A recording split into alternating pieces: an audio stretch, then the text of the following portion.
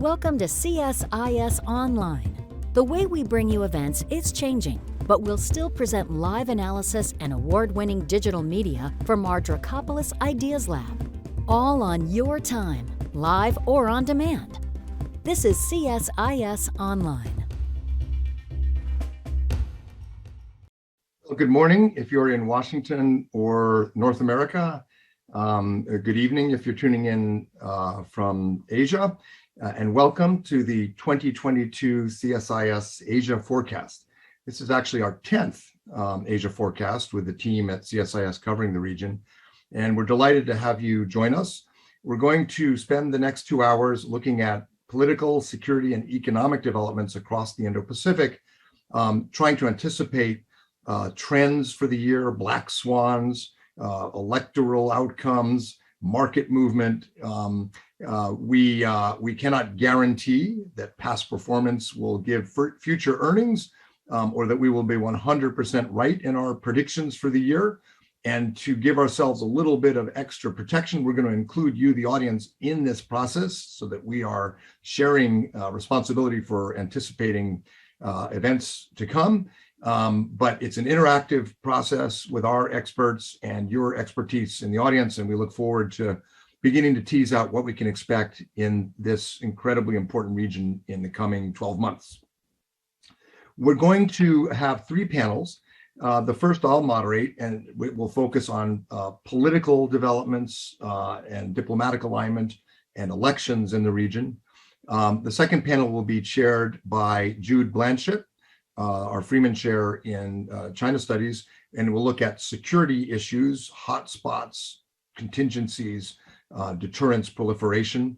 The third panel will be chaired by Matt Goodman, our Senior Vice President for Economics and Simon Chair, and we'll look at market trends, trade agreements, technology decoupling, and then Matt will wrap up the entire session for us at 11:05. We'll go over a few minutes if you can stay with us.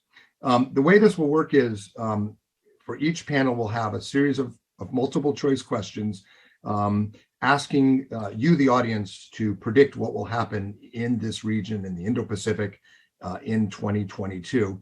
And you'll vote using the Zoom polling function. You'll see it appear in the middle of your screen. And choose your response. It's multiple choice. You can only choose one. And then click Submit. And we'll give it a few seconds. And then as we get the aggregate answers from the audience, we'll put those up on the screen, and then the moderator for each panel will ask the experts to respond, to agree, to disagree, to add nuance or counterfactuals as people see fit. If we have time, we'll also get to some questions for each panel. You can submit the questions through the CSIS web page for this event. And Hannah Fordale at the Japan Chair will funnel those to the moderators so they can direct them to the panel. So let's get started with the first panel on politics and leadership. I'm joined by Victor Cha, who is the Senior Vice President and Korea Chair, and he's Professor and Vice Dean and DS Song KF Professor of Government at Georgetown, where I also teach. I didn't introduce myself. I'm Mike Green, Senior Vice President for Asia, Japan Chair, and Kissinger Chair at CSIS, and then Director of Asian Studies. So Victor and I have this beautifully symmetrical, mutually assured destruction because we're each other's bosses at various points. And then in addition to Victor, joining us are our newly inaugurated Australia Chair, Dr. Charles Adell, Senior Advisor and Australia Chair, and Yuko Nakano, a fellow with the Japan Chair, to help us with the upcoming elections and politics in Japan, and Rick Rosso, Senior Advisor and Wadhwani Chair in U.S. India Policy Studies. So we're going to put up the first question about politics in 2022 in Asia, and the audience and the panel will have a chance to vote, and then we'll go through and see how our experts reflect on the audience predictions. So Hannah, you can fire up the first question. Which election will have the biggest impact on Asian geopolitics in 2022? So you get a lot of elections in Asia this year, consequential. Which one will be most significant?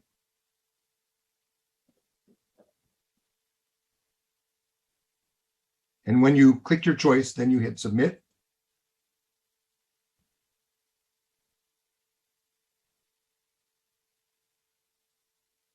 We'll give it a few seconds. Hannah, tell me when you're ready. This is an anonymous poll, by the way. We have no idea who you are. There was no voter ID required, so you're totally anonymous. Okay, Charlie, Yuko, everyone, you can see this result. So we'll keep the poll up for a minute as we reflect on it. So 43% of the respondents said the U.S. midterms in November. And seeing as the U.S. is the biggest power, that makes sense. Korea, 24%, the South Korean presidential election. Japan's upper house election, 18%. That's quite high. I'm surprised a little bit at Australia's low result, but maybe that's because the foreign policy won't change so much. And in the Philippines, where Mr. Duterte's tenure, we think, will come to an end. So why don't we go down the panel? We'll save the midterms for last, and I'll come back to you on the midterms. But let's start with Korea, Victor, because that was of the Indo-Pacific elections, the one that got the biggest vote. What do you expect, and why does it matter? So I think I would agree. I think that's probably right. We're 5 weeks out from the election in Korea. And for the United States, this election actually is quite consequential for U.S. policy and Biden's coalitional diplomacy in Asia. I actually have a piece in Foreign Policy Today that sort of outlines some of the differences in policy, whether it's with regard to the Quad or climate or nuclear energy. There are a whole host of things where we see differences between the two parties. Interesting, one of the areas where there hasn't been difference has been on relations with Japan and improving trilateral coordination. So that's actually good news. But the differences are significant, and I don't think I cannot remember. Maybe Mike, you can remember. I can't remember a South Korean election recently where the foreign policy differences were so stark in a way that mattered for the United States, as it coincides with a new administration here that's trying to undertake, a big new effort in Asia, working with all the allies. So I think that's pretty accurate to say it's the second most consequential election in Asia this year. Just to drill in on that, the stark difference in foreign policy between the two camps is not as much the U.S.-Korea alliance, right? It's more China and North Korea. Can you say something about that? Sure. Yeah. I mean, there are some differences on the alliance, particularly on OPCON transfer wartime operational control to Korea. There are some differences. There are some differences on joint military exercising, although the ruling party hasn't really laid out its plan. The opposition party, the conservatives, have said pretty clearly they want to resume those. But on China in particular, you have a opposition party conservative candidate who's been maybe not clear on what he wants to do with China, but clear on what he stands for. And that is liberal, open, democratic order. South Korea supported that. Opposition to changing rules by fiat in the international system and in the regional order. And that pretty much suggests their position on China. Also, the view that they're interested in participating more actively in the Quad, under this opposition party conservative candidate. Whereas for the ruling party, it seems like it's more of the same, which is to do this delicate balance between the United States and China. And the primary driving factor for that is the perceived view that North Korea policy hinges on policy with regard to China. So I think they're big. There are certainly big differences there. On supply chains, also, there seems to be more of a interest in the opposition party candidate for working with the United States on some of these supply chain efforts, not as clearly laid out in the ruling party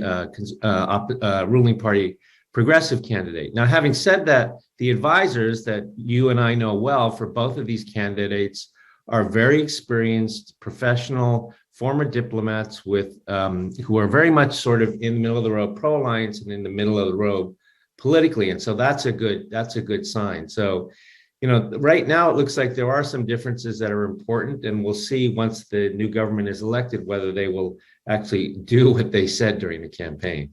You want to put it out there and handicap the outcome, or is it too close to call? Or right now, it's politics, so who knows? Yeah, I mean, it's like the last minute of the Kansas City Buffalo game. I mean, the lead changes it changes every week. At one point, everybody thought Lee Jae-myung, Governor Lee Jae-myung, had this all sewn up, the ruling party candidate, and then in the past week, Yoon Suk-yeol, the opposition conservative candidate, now has pulled ahead. So it's very much touch and go. So I think it'll go down to the wire. Yuko, I think Japan's election, if I remember correctly, was second most consequential in the region. It's an upper house election, right? So it's not going to determine necessarily who's prime minister or in the cabinet, but when the government loses control of the upper house, it's pretty significant. So probably what, July we're looking at for this election? What do you expect? Dr. Green, thank you for your first question. So half of the 245 seats in the House of Councillors, or the upper house, will face a re-election this summer, most likely in July. And if the ruling coalition can retain the majority, it will further solidify Prime Minister Kishida's footing, as he will not have to face another national election for 3 years. Enough time to set an ambitious agenda, possibly including a constitutional revision, which would have great implications on Asian geopolitics. And currently, the LDP and its coalition partner Komeito have 139 seats combined, 16 more than the simple majority. And 6 months is a long time in politics, and many factors can affect the outcome, including how Mr. Kishida engages with China, for instance. But today, I like to highlight 2 domestic factors here, which would impact the polling for the upcoming election. And first is COVID cases, and whether the public opinion on the government's handling of the pandemic will shift in the coming weeks, as Japan is facing its 6th wave of the infections. And the second factor is whether corporations will agree on a pay hike at their annual wage negotiations between management and labor unions, which typically takes place across Japan from February to March. And it is an important feature in Prime Minister's economic strategy. And he has called for a pay hike of over 3% and even offered tax reductions for companies implement such hikes. And at the moment, the public does not seem to be optimistic on wage increase implementation. But if it happens, it'll be a good surprise and may help boost Mr. Kishida's popularity ahead of the election. Thank you. So, Charlie, I think Australia was next. If we look back at 2021 and ask the question, which U.S. alliance in Asia had the most significant upgrade, I think Australia would be the clear winner with AUKUS, the Quad, the increase in Australian defense budgets and sovereign missile programs. But people didn't seem to think that the geopolitical implications of the election are quite as significant. Is that because the bipartisan consensus is baked in, or what should we expect? I think that's right. I mean, Mike, you kicked off by saying that it looks like Australia was the winner or the loser, depending on how you look at this, by smallest delta, smallest change. In fact, the election, which is coming up, we don't yet know the exact date, but it's looking like it will probably be late spring, roundabout May. It's going to be a really close run thing. I mean, it's down to the wire here in a couple seats in Western Australia that will determine the outcome. But foreign policy at this point, we're getting towards an election, so there'll be some differences articulated, but in broad strokes. First of all, the Australians pride themselves on taking a more or less bipartisan line when it comes to national security. And you can see this on display because the first event of the election season kicked off yesterday in Australia. The opposition leader, Anthony Albanese, gave a speech at the National Press Club down in Canberra, and he said, don't expect any changes on China policy under a Labor government, if Labor were to take it away from the coalition.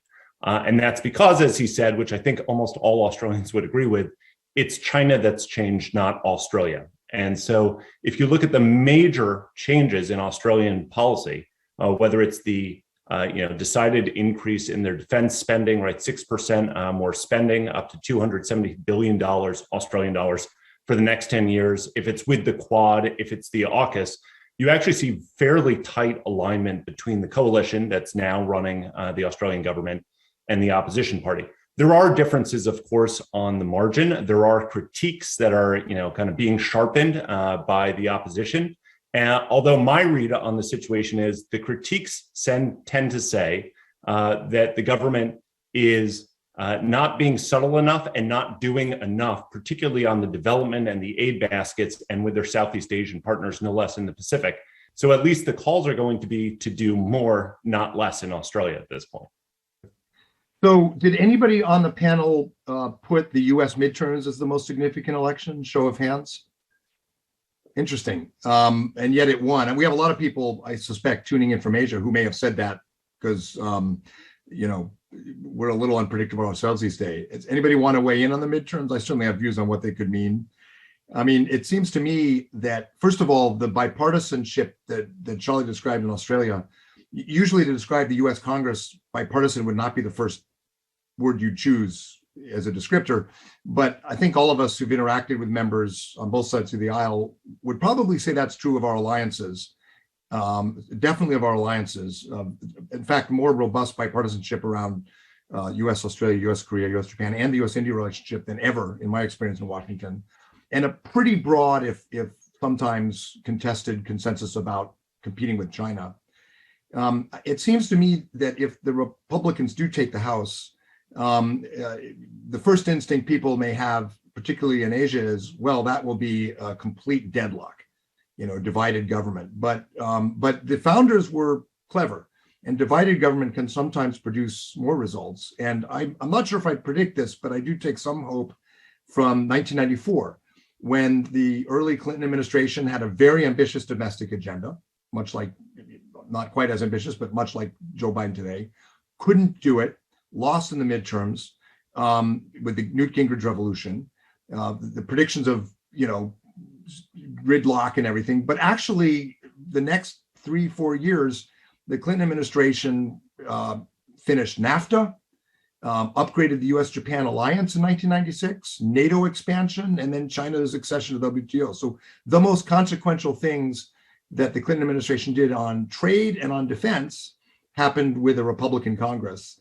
And it's a different Republican Party today. It's a different Congress. I think that might happen. But any other reflections on our midterm, since none of you voted for that one, but it did win in the audience poll? Show of hands if you want to jump in. Yeah, Victor. So I think what you said, Mike, is interesting, and that could very well be the case. I mean, if I were to think about this from folks outside the United States, or maybe even inside, who voted for that, the other element might be, concern about, it would impact policy in the sense that there'd be concern about distraction domestically, particularly if it's a contentious election, and all sorts of things happen that will be so focused and torn apart domestically that would naturally affect what we want to do abroad. That's a good point. It isn't going to be pretty, that's for sure. And it just reinforces the old adage that when America sneezes, Asia catches a cold. Let's do the next question. If you could put that up, Hannah. Which leader, and this flows directly from our previous one, but which leader will have the best year politically in 2022? Narendra Modi, Fumio Kishida, Scott Morrison, whoever wins the presidential election in South Korea, or Kim Jong-un. Of course, Kim Jong-un always has a great year, but let's give people a chance to vote.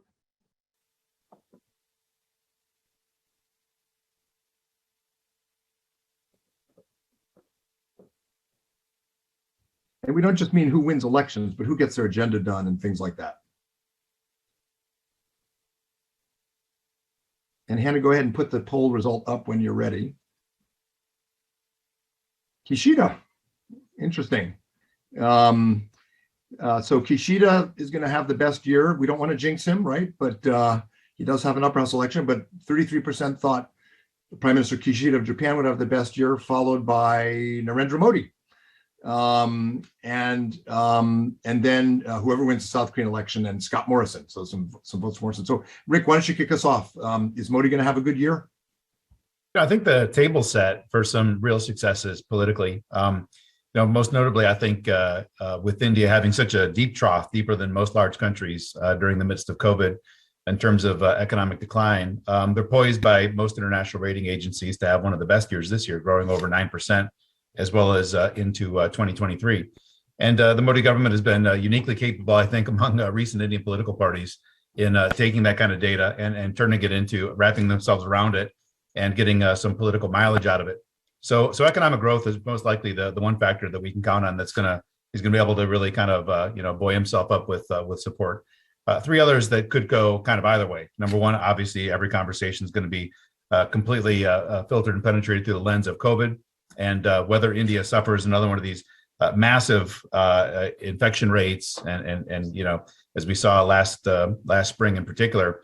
But so far, he's remained, despite these horrific humanitarian challenges India has faced, which is probably more cases and more deaths than the rest of the world combined. If you look at some of the third-party reports that have been done on top of government data, he's remained pretty Teflon on this. You don't see him being challenged and taken to task on COVID, as opposed to agriculture reforms and some other kind of topics there.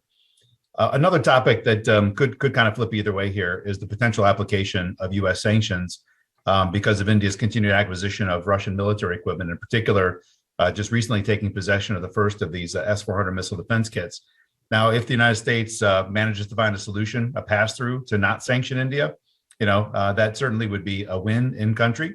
If we do sanction India, which I don't think that we can take it for granted that we're going to make it through this. There's still a lot of work that has to be done.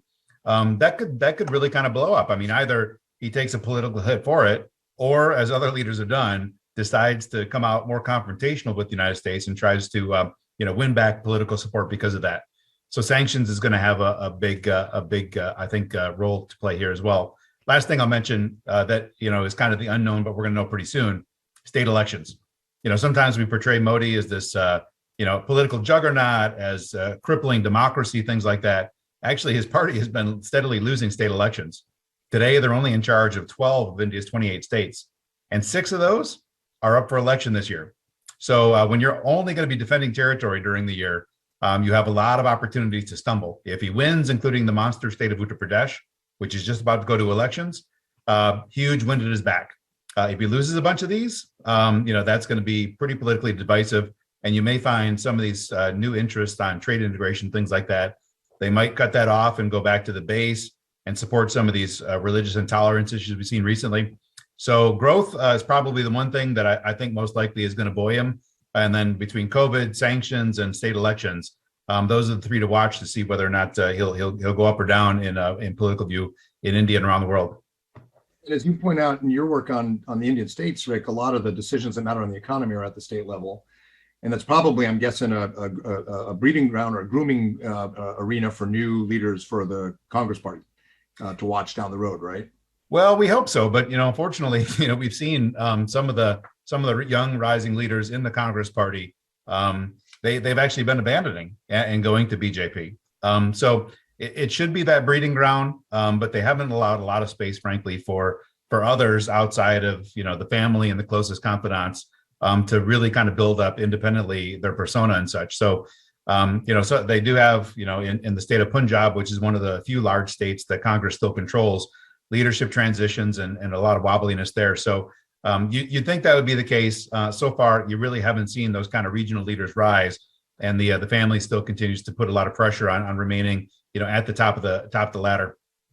It's a little bit like Japan, Yuko, because you're not seeing leaders emerge in the opposition in Japan who might do the same kind of thing to challenge the LDP coalition's dominance. People seem to think, on the whole, Kishida will have a good year. Is his agenda achievable? He's talked about things like a new model of capitalism, but I'm not sure anyone knows quite what that means. Do you think he'll be able to achieve some big things as prime minister?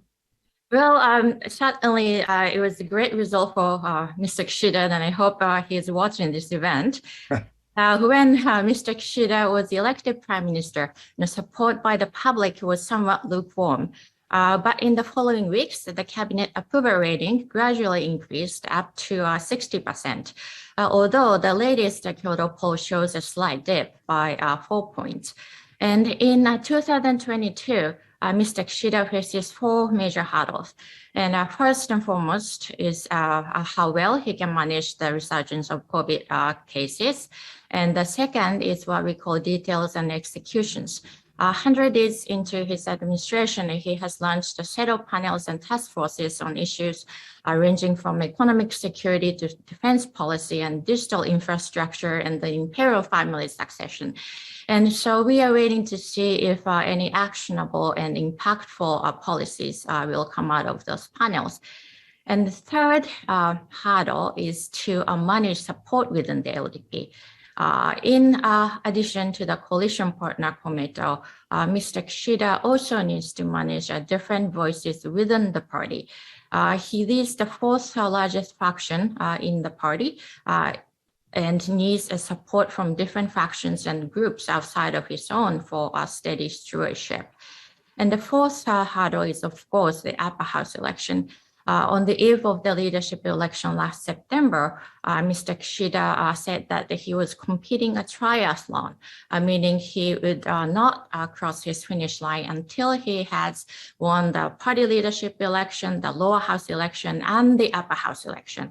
And he has completed the first two stages, but now every major decision his government is going to make for the next 6 months will have the upper house election hanging over it. So we'll have to wait until the election is over to see the true colors of Prime Minister Kishida's leadership. If his ruling coalition prevails in the upper house election, he has clear sailing for a number of years, right? Then more than any of the leaders we're talking about, really, he has a mandate to move forward if he can get through this third part of the triathlon.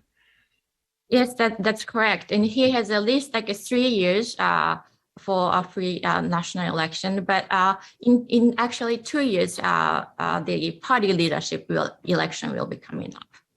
And Charlie, Scott Morrison, it depends on the election, too close to call, depends on Western Australia. But in terms of the agenda Morrison's put in place, is it going to be a good year for his agenda, regardless of the outcome of the election? You mentioned bipartisanship, but he gets dinged on climate change by the opposition and some critics around the world sometimes.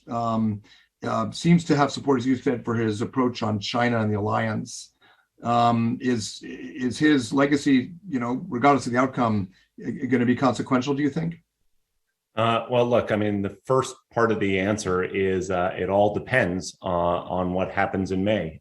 He wins if he wins. And by the way, the polls, it's something of a national sport, right? Weekly polls come out in Australia, kind of horse race tracking. And it's really close, but the coalition government is behind right now. That's the party, again, that's in power. And they've been behind for nearly a year at this point. By the way, this is not unique because the last time Australia went to the polls for a federal election in 2019, the exact same dynamics were at play. The government, the coalition, had been behind for nearly a year, and then Scott Morrison pulled a rabbit out of a hat, right, and won. So I say that what happens will in many ways determine his legacy. Just like in the U.S., you are considered successful if you win a second term. If he can go against the grain of what a lot of people think right now, if he were to win election again, he will really be seen as kind of a quite, politically adroit, and his series of policies will go forward. However, and you did ask about climate, the coalition is facing pressure on climate, both from within and from without. Both the Labor and the Liberal parties have put forward their ideas about climate and where they would move to.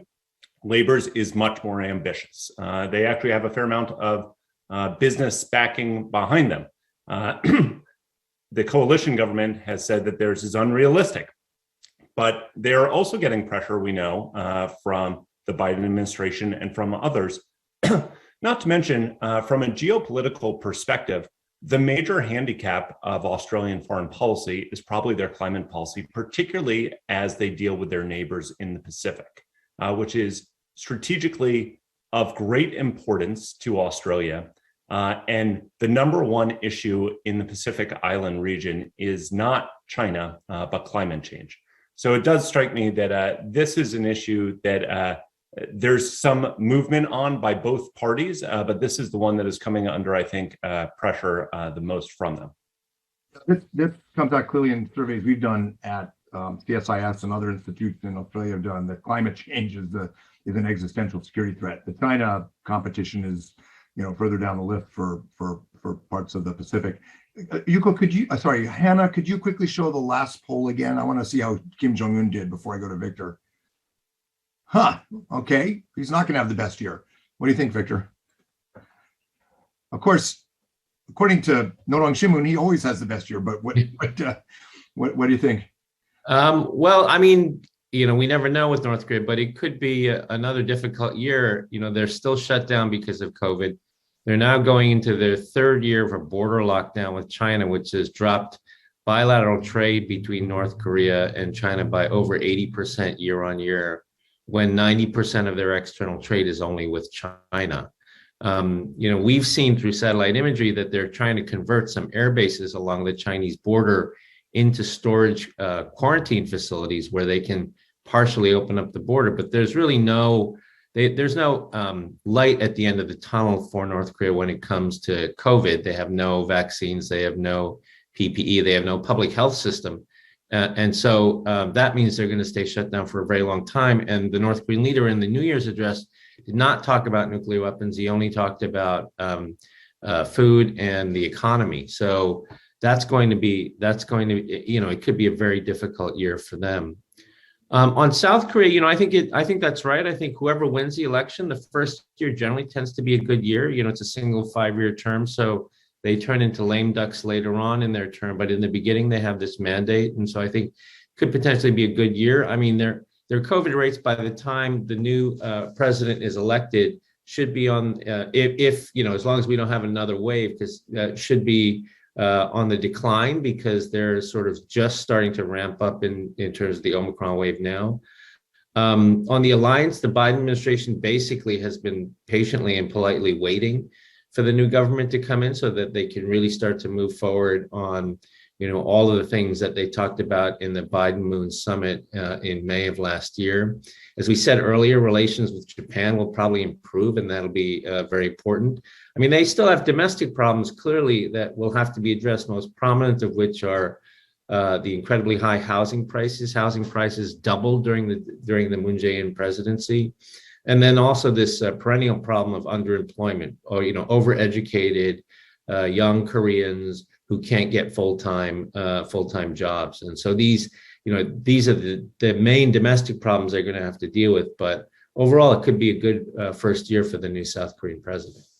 Sounds like for Japan, for Korea, and for Australia, and I suppose by extension for India, the bipartisan consensus on China is more baked than it has ever been. And the variables that will determine politics are going to be things like housing prices, COVID, economic growth, things like that.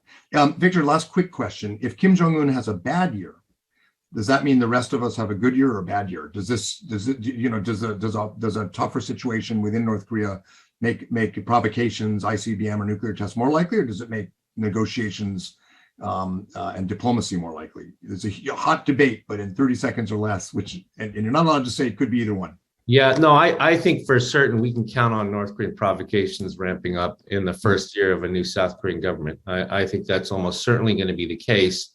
And, as we did when we were in government, no one likes these provocations, but you try to make lemonade out of the lemon. This will provide greater impetus for coalitions with regard to sanctions, improvements in U.S. ROK Japan defense and intelligence sharing and missile defense. No one likes these provocations, but they're going to come, and you might as well, make the best out of them that you can. Next question then. Thanks. Which bilateral relationship, good segue, will improve in 2022? Japan and South Korea, Australia and China, North and South Korea, India and China, or none of the above?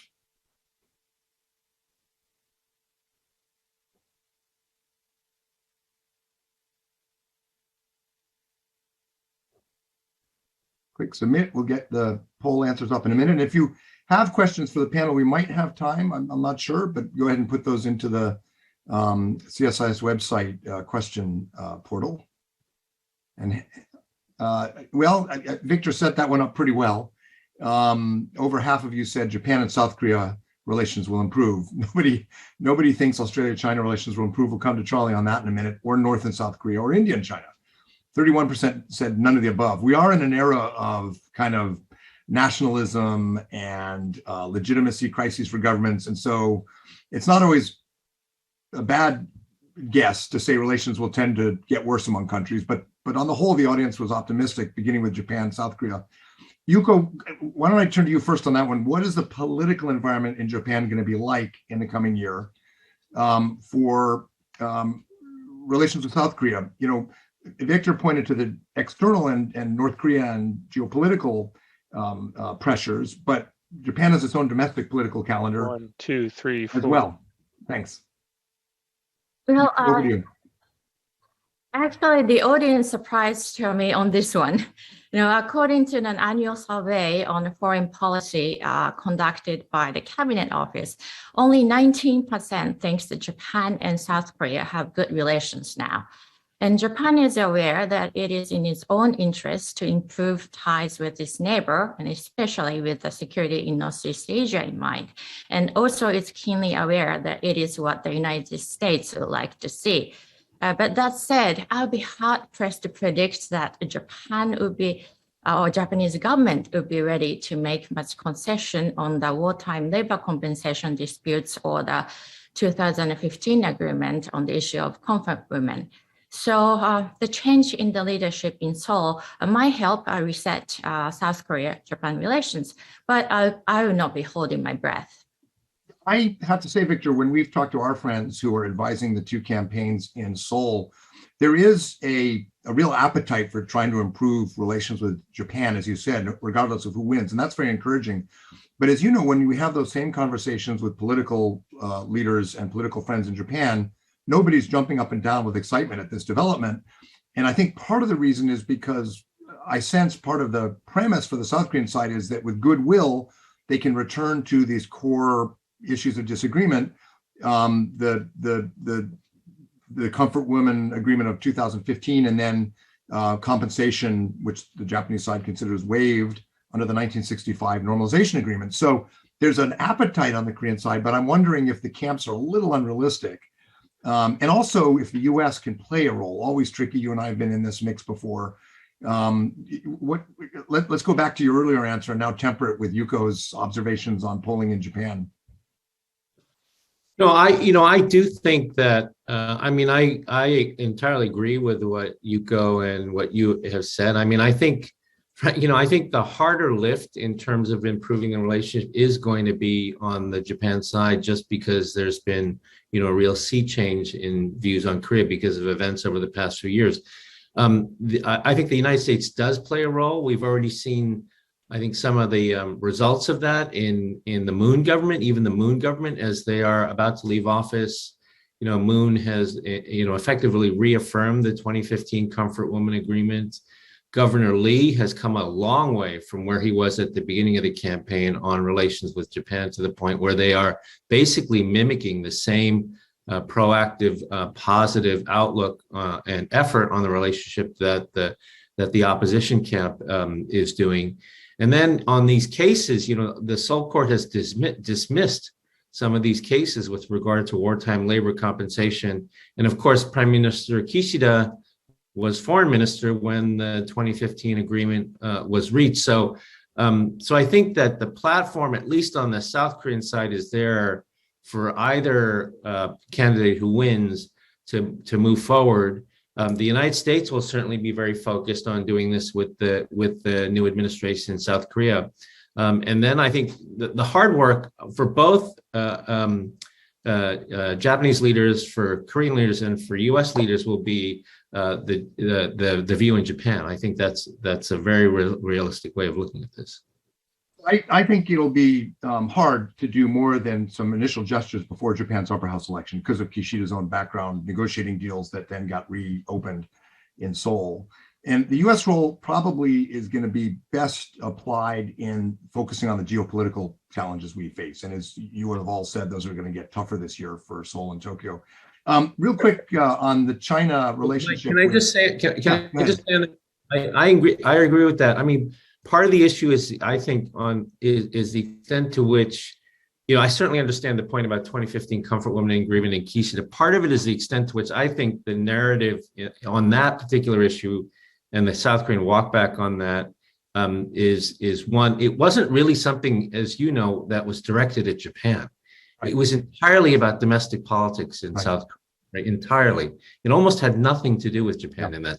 So, but that's hard. That's a hard narrative to create. Yeah, no, I mean, clearly the South Korean progressives want to reopen issues negotiated by South Korean conservatives at a time when Japanese politicians across almost all parties want to try to close this chapter. So it's the tempo, the direction, the domestic politics make this harder.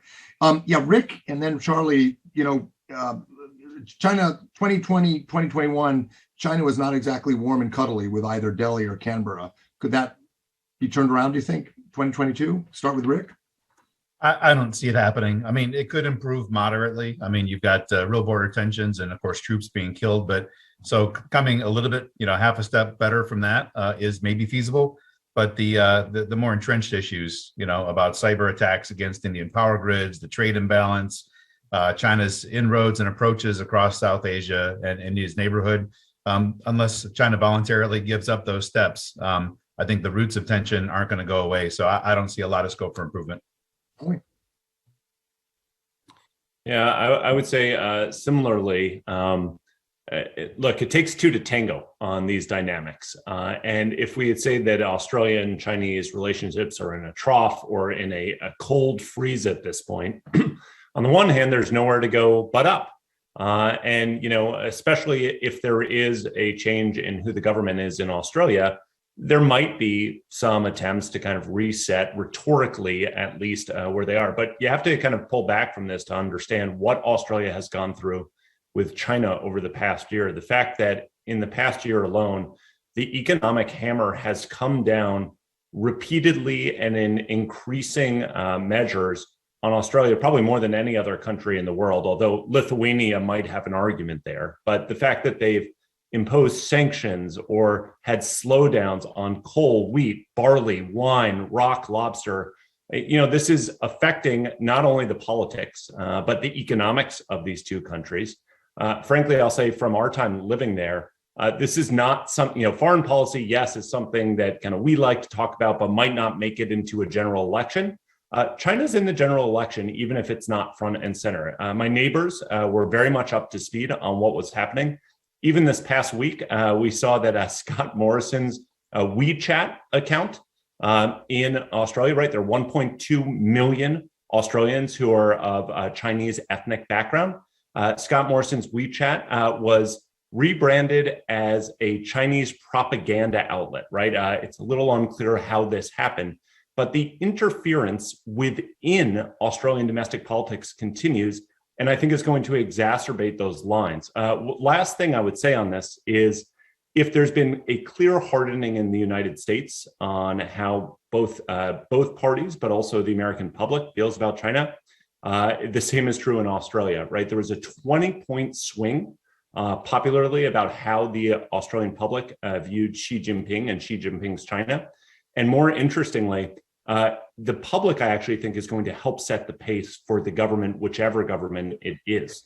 When the government was asked, when the people were asked, should the government take a harder line, 94% of Australians polled said that they wanted the government to work harder at diversifying their economic trading partners quickly. And that's a trend in polling and politics that is in different ways visible in Japan, Korea, India, and other countries in the region. And nobody in Zhengdanhai is saying to Xi Jinping, or at least not getting through with the message that, hey, this isn't working, we're pissing everyone off. So probably we can expect that to continue.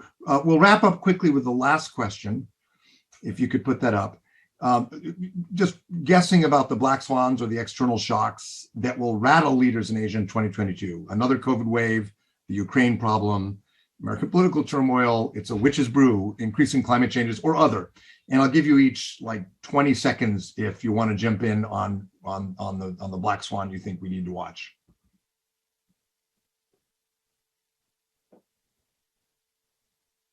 And Hannah, go ahead and put those up as fast as you can. Yeah, Ukraine. I mean, it's in the news right now, so maybe that's a bit of a distorted result. but people think Ukraine's going to be distracting. We have like a minute and a half, so quick speed round, starting with Victor. What to watch? I also picked a Russian attack on Ukraine, not so much the attack itself, but the implications this will have for how allies look at the credibility of the U.S. security commitment. Yeah, we don't do anything that looks bad for our allies in Asia. We divert resources that worries our allies in Asia. It's kind of a no-win. Charlie? I would just second that and say that I voted for it as well. What I hear from all around Asia, not just Australia, is if the U.S. responds with all of its attention rallying NATO, where is your attention on the Indo-Pacific region? If the United States decides that it really does want to stay focused on the Indo-Pacific and won't give too many resources or attention to it, the question is, what has happened to the rules-based order? So it's a very hard knot to untie, and I think that's where the attention is right now. Go. Well, while those events impact Japan and Prime Minister Kishida, COVID hits Japan closest to home. According to the latest NHK poll, 65% support the government's handling of the pandemic so far. And that's good news. But the surge has just begun, and there are some indications that the public opinion may be shifting. So the next few weeks will be crucial for the Kishida government to implement its COVID measures with minimum missteps and maximum messaging strategies to show that the pandemic is under control and that he is in charge. Rick? Also echo Russia, Ukraine, India faces environmental crises and health crises often, but this issue, will impact the administration's interest and ability on pushing back on CAATSA sanctions, and also India's position as one of the few liberal democracies in the world that still has a strong relationship with Russia that will become more tenuous. So I throw it in the bucket too for the reasons others brought, as well as some India-specific reasons. All right, so we can wrap up this session by talking about the one leader we didn't talk about. Thanks very much, Vladimir Putin, disrupting the system once again. Over next to the panel on security and Jude Blanchett. Thank you. Great. Well, thank you, Mike, and morning, everybody. That was a very apt segue here to our panel, which is going to explore security dynamics. And I think we'll probably just pick up exactly where Mike and my fellow colleagues left off, which is thinking about implications for the region, both of China's rise in behavior, thinking about how events in Ukraine may or may not impact Taiwan, thinking about some of the shifts in security policy and strategy we're seeing across the region, Japan, which we'd like to dig into. So this is a busy year as ever for the security environment in the Indo-Pacific. I think this is the 10th year running where China has been the motivating factor for many of the shifts that are occurring in the security architecture and strategy. We've got an absolutely fantastic panel to dig into this. Really thrilled to be joined by my colleagues, Bonnie Lin, who is the director of the China Power Project and is senior fellow for Asia Security. Here at CSIS, we have Greg Poling, Senior Fellow and Director of the Southeast Asia Program and the Asia Maritime Transparency Initiative. Nick Shikani, who is a Senior Fellow and Deputy Director of the Japan Chair. And me, Jude Blanchett, Freeman Chair in China Studies. But I'm glad to sit more or less on the sidelines here and just listen to my colleagues for the next 40 or so minutes. Why don't we dive into perhaps one of the most heated discussion points here in Washington, D.C., and I suspect in the Indo-Pacific, and that is concerns about growing tensions, escalation in Taiwan. So we'll open up the poll here, and we're going to ask, what is the % chance that China will use military force against Taiwan in 2022? 80% or over 80%? And I guess that takes us from 81 to 100. 60, over 40, or under 20%. So we'll give folks a minute here to put in their answer.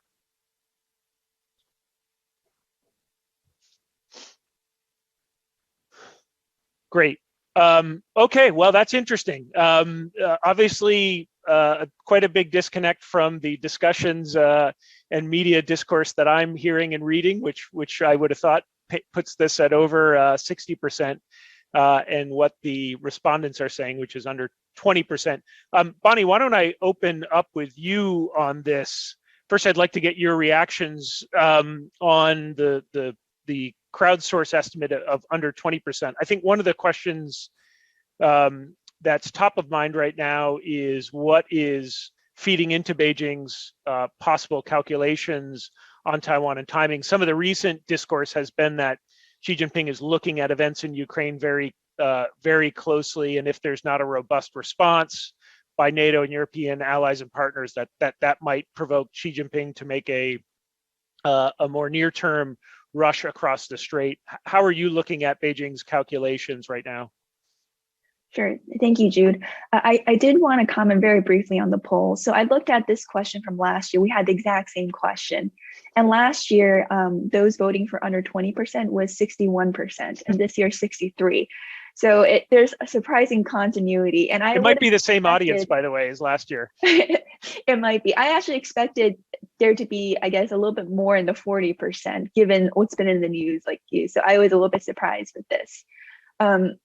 In terms of sort of how I voted and how I thought about this, I actually interpret the question a little bit more flexibly. So when we think about China's use of military force, I group that into 3 different categories. The first is sort of the day-to-day gray zone operations that China already conducts against Taiwan, which I still view as use of military force. It doesn't involve kinetic strikes or anything, but it still involves PLA assets. The second is a sort of a slightly larger operations. So for example, if China was to seize one of Taiwan's offshore features or islands, but not necessarily an invasion of the main Taiwan island. And the third one, which is I think what most people are actually answering with this survey, is if China will invade Taiwan. That's how I sort of read the response, as in most folks are probably answering the question, will China invade?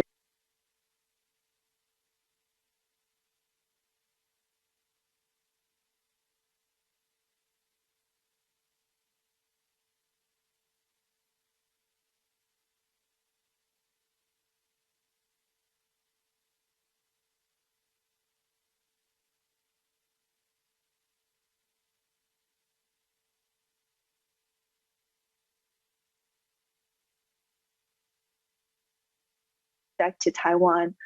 I guess a lot of the same factors that we saw late last year, including mid to early last year, is still the same factors for this year. There's no major change in Taiwan now until Taiwan's late 2022 midterm elections. So in that respect, I can understand the continuity in how folks have responded to this. Bonnie, can I just Sure, quickly ask a follow-up question on that? Just sorry to interrupt, but just in the interest of time, my sense is I look at the folks writing about Taiwan policy in China. I get the sense there's a growing consensus that they're looking for a more specific plan coming out of the Xi administration. You and I have talked about this a lot. I think there is some recognition that the one country, two systems framework, especially after the Hong Kong security law, is no longer tenable. The KMT is likely to struggle in the 2024 elections. So we might see a third consecutive victory, presidential victory for DPP. What is your sense on where the discussion is in Beijing, and how might daylight between Xi Jinping's top line insistence that time and momentum are on our side, how might that intersect or react with some of the frustration that I think we're seeing of folks saying, hey, we need a new plan here? Yeah, so what I've seen so far on that is that there will be new guidance that Xi Jinping will be sharing or at least being discussed at the 20th Party Congress. We don't have much clarity on what those new additions are. But just looking at the language this year, I think there's going to be more specific discussion on what will happen after unification with Taiwan. There will probably be hopefully a little bit more detail in terms of how China views will be the pathway towards unification. But what I don't know is what that means in terms of how China thinks about use of major military force against Taiwan.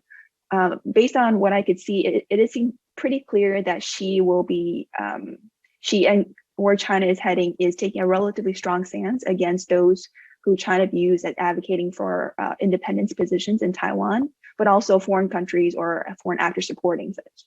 But I think there's a lot to be seen from what we can from the 20th Party Congress on where China will be in terms of the specific next steps for Taiwan. Great, thank you. Nick, I want to come to you in the Taiwan issue, but maybe we're gonna talk about some developments in Japan in a bit. So I might in that ask you to address the issue of how Japan's thinking on Taiwan has evolved. Could I get the next question up, next polling question up, please? So now we're going to shift to the South China Sea. Which development is most likely in 2022? Violence from an unsafe encounter between U.S. and Chinese vessels, Chinese using military force against a fellow claimant, rotational deployment of U.S. forces in the Philippines, a turn away from U.S. alliance following Philippine elections, substantial progress on an ASEAN-China Code of Conduct. Give it a second here to get some responses.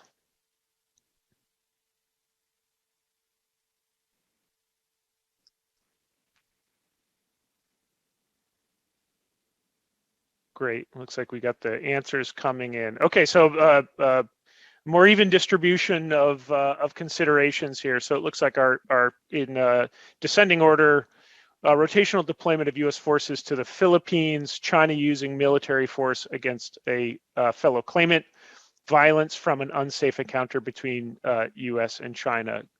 Greg, let me turn to you first. Can I? This is a very un-American thing, but can I ask you how you voted? And could I get some your responses to the perspective of the crowd here? Yeah, I voted with the crowd, rotational deployment of U.S. forces, but I don't think any of these things are more than 50-50, right? So it's kind of tough. So we saw remarkable progress in the U.S.-Philippine alliance in the first year of the Biden administration. They've really turned the ship around. And more accurately, Beijing's bad behavior has kind of forced the Philippines back into the U.S. embrace. With the announcement during the last BSD, the bilateral strategic dialogue, a couple months ago, we know that the U.S. administration, I think, is really trying to race to lock in some of this progress before the Philippine elections in May, including releasing millions of dollars already in construction funds for the EDCA sites, which are the 5 Philippine bases that the U.S. Has access to. So I wouldn't be shocked if we see some small scale, very quiet rotational deployments to try to lock that progress in so that if the election goes badly for the alliance, there's too much inertia to reverse. So that seems reasonable. On China using military force, I think that is still unlikely, at least intentionally. I think you could certainly have an accidental escalation over an oil and gas standoff or a fishery standoff, or as we saw in November, China trying to block resupply missions and things escalate. But I think overall, Beijing's pretty happy with how the South China Sea is going. Why take the escalation risk of armed conflict when you can just keep choking off Southeast Asian access to their waters and pay no price? The violent encounter between the U.S. and Chinese vessel, I mean, this is just an everyday risk, right? We could easily see a repeat of the Decatur incident in 2018 where Chinese Navy ship got a little too aggressive in trying to block a U.S. FONOP, and there was a near collision. I think that's a perennial problem, and it's one that's largely outside the day-to-day control, I think, of Zhongnanhai. I think that these things have kind of been shopped out to lower levels of the Chinese system, and a whole lot of very nationalistic stakeholders have been encouraged to go forth and defend rights, and every once in a while they screw up and get too aggressive and can perhaps escalate before Beijing can step in. The turn away from the U.S.-Philippine alliance, I want to point out, is I think it is much higher than 8% chance. I mean, look, if the Philippine election were held today, Bongbong Marcos, son of the former dictator, would be the president. He's made very clear that he would try to repeat the early Duterte policy of rapprochement with Beijing, and that he doesn't trust the American security commitment. There's a lot of time between now and May, both to, I guess, kind of change his mind, but also for other candidates to emerge. But I would not discount the idea that on July 1st, when he takes office in the Philippines, the U.S. enters a very rough patch again with the alliance. And for the 7% who think there will be substantial progress on a ASEAN-China Code of Conduct, I would love to try to sell you a bridge or a used car. it has now been 24 years and counting since the first draft of the Code of Conduct was written by Manila in 1998, and there has been zero progress. Greg, can I pick up on a point you raised, which is China's relative satisfaction with where we are in the status quo in the South China Sea? There's one argument that if we do see some sort of collision, accidental episode between the U.S. and China, that there may be an incentive for Beijing to tread lightly so it doesn't escalate and invite a shift in the status quo that it's not welcoming. You just made a point, though, a structural bureaucratic point about perhaps Beijing may not necessarily be present enough to make a quick decision to do that. So I wanted to ask if you could just unpack that a little bit more. Do you see any signs, especially with increasing centralization of military control by Xi Jinping, that attempting to plug that gap between local actors and Beijing's ability to steer the ship, are those efforts proving any benefit, or is this still somewhat of a Wild West out there? I don't see any evidence of tighter central control on the water, right? So over the last 2 years, we've seen a steady escalation of run-ins over oil and gas, over fisheries, over minor resupply missions and law enforcement operations, all of which are almost certainly below the level of attention of Xi Jinping. And as you and I have talked about in the past, the centralization of power under Xi means that there's less and less deputizing for major decisions. So you need to get something to a pretty significant crisis level, I think, for the boss to pay attention. And the incentives beneath Xi throughout the system are to act tough. I mean, I guess it's the same incentive structure that's been driving all of the bad diplomatic behavior and the self-defeating behavior that we've seen from Beijing throughout certainly the last 2 years of COVID. And I see it at play in the South China Sea too. Chinese diplomats, South Sea Fleet commanders, provincial officials in Hainan and Guangdong, they just don't seem to be able to stay out of the way of Beijing's larger strategic goals of being a regional leader. And so every time China makes a little bit of progress, somebody kicks an anthill with the Philippines or Vietnam or Indonesia, and they go back to square one. Final question here. Black Swan in South China Sea that we haven't talked about that could really shift or shape the dynamics? Anything, again, problem with black swans is they're hard to predict, but nonetheless, what do you see that might throw a monkey wrench in how we're looking at 2022?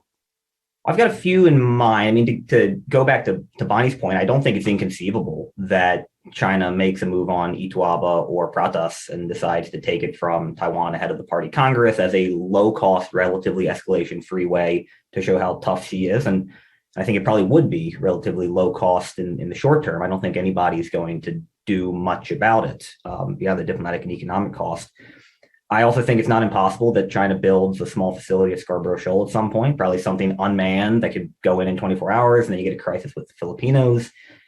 And then the day-to-day problem of when you keep playing chicken with foreign oil and gas operators and foreign fishing boats and foreign law enforcement vessels, sooner or later you're going to run into one. We've seen it happen before.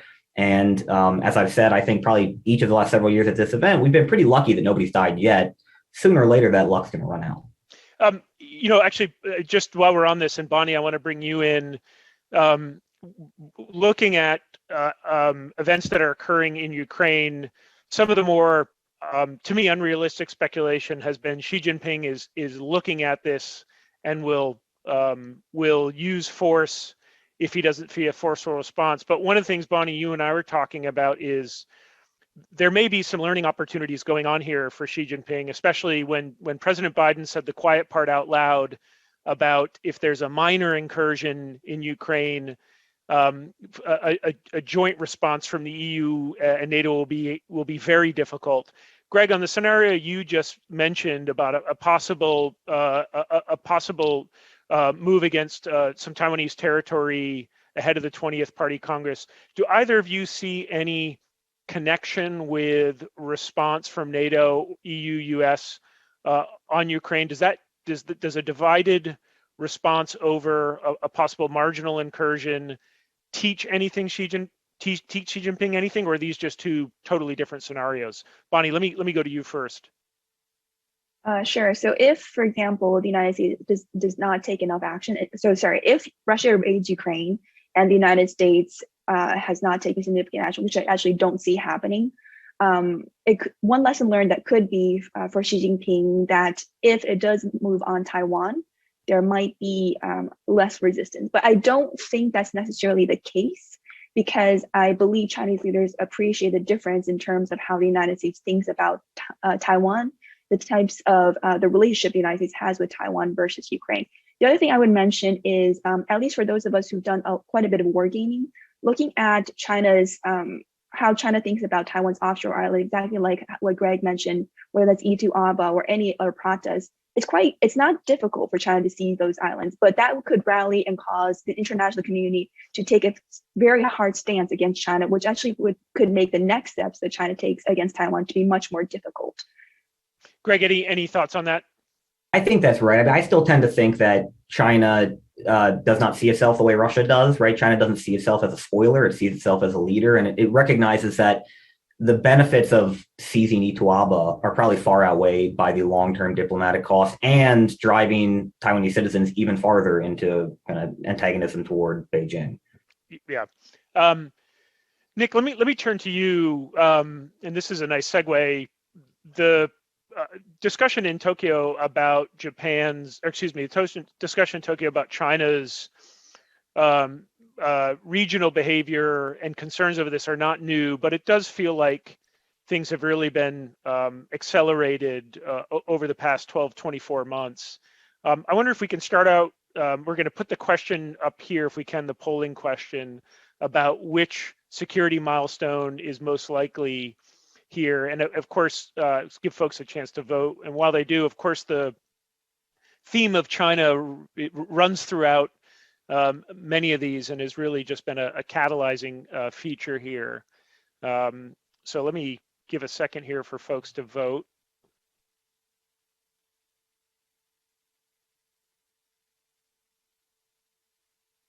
Okay, that's probably enough. We can get the results. Great. So Nick, I want to turn to you now. So we've got discussion of the new national security strategy, which was announced last year. I think this came up on the virtual meeting between Kishida and Biden last week. Improvement in U.S. Japan ROK trilateral security cooperation, revision of U.S. Japan defense guidelines are the top three, and just below that is completion of contingency planning for Taiwan. So let me start with the first response, which is national security strategy. How and where does China fit into driving this, and what do you know so far about what components will be new in the national security strategy? Sure. Well, the process of developing the national security strategy has just begun. And there will be a series of study group meetings and meetings inside the government. And the schedule looks like it'll be completed at the end of this calendar year, from which will flow a new national defense strategy and also a 5-year defense procurement strategy. So this is a big year for Japan in terms of advancing its strategic thinking and its capabilities in response to changes in the security environment. Of course, the pressure from China, as well as increased provocations from North Korea, are a major driver for this process. In that context, the biggest issue in the domestic debate is whether Japan might decide to acquire so-called strike capabilities. Prime Minister Kishida has indicated that he's looking at various options to strengthen national defense, including strike. This debate will evolve over the course of the year, and I would suspect pick up in earnest after the upper house election we heard about in the previous panel. So China's coercion is of course driving this. The other key factor I would point to, though, gets to the audience responses about U.S. Japan South Korea cooperation, and that's networking alliance relationships. I think, of course, Japan is going to strengthen the U.S.-Japan alliance, and that process is underway with the Biden administration. But Japan also wants to coordinate closely with other like-minded countries in the region. Australia, for example. Recently, Australia and Japan signed a reciprocal access agreement, which is a significant agreement that allows for stationing of forces, more joint exercises and training, things that could actually affect trilateral cooperation between the U.S., Japan, and Australia. You also have the Quad. Prime Minister Kishida is going to host an in-person summit of the Quad, hopefully sometime this spring. And of course, security cooperation is one of the key pillars in that construct. And then Korea, which is critical to show Pyongyang, but also Beijing, that the alliance network cannot be divided. And so you have Japan wanting to strengthen its own defense capabilities, coordinate closely with the U.S. to take the U.S.-Japan alliance further ahead, and also network with like-minded countries. And with all of that combined, send a very strong signal of deterrence to manage this era of strategic competition with China. Nick, can I ask about Taiwan now? It's been obviously striking that we've seen a series of very strong statements coming out of Tokyo on linking its own security environment to peace and stability in the Taiwan Strait. And obviously a lot of this, again, is a deterrent message to Beijing.